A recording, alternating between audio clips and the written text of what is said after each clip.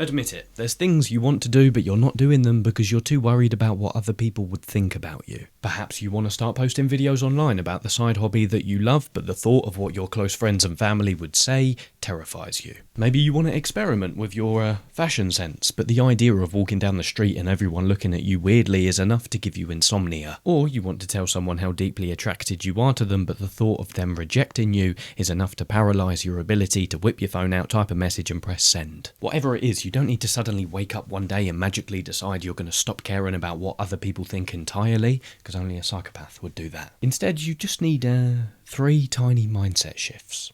Number 1, become an aristocratic thinker.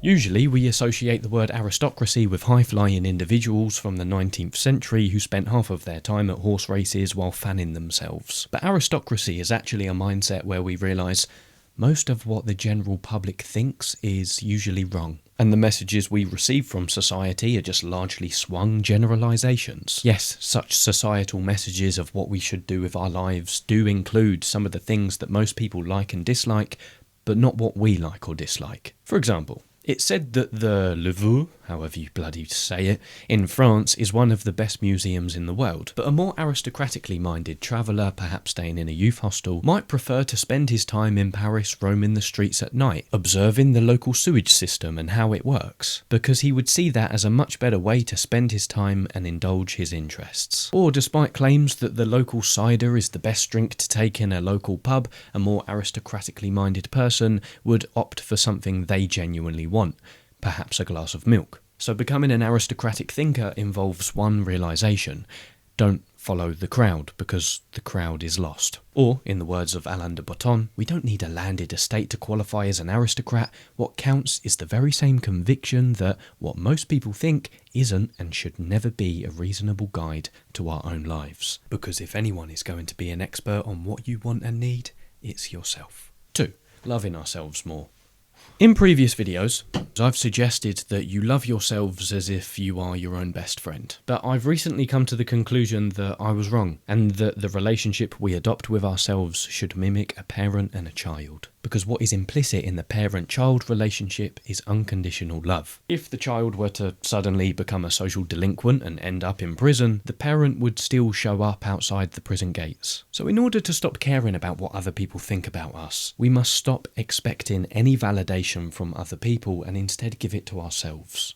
Because so often we stumble because we want other people to perceive us a certain way, all of which blocks our access to the inner authenticity we so crave. There is no peace in externals. Solace and groundedness only come from within. And if we do adopt a proper parental perspective of ourselves, we begin to see ourselves as an individual deserving of compassion and respect. And then our preoccupation with what other people think about us naturally starts to fade. Because we understand, despite everything, we've got our own back. If you are ever tempted to look for outside approval, realise that you have compromised your integrity. If you need a witness, be your own. Lastly, here's a quick reframe of self-hatred by Alain de Botton. Hatred is just a result of standing too far away, not daring to investigate who a person might really be or what they have gone through. Lastly, number 3.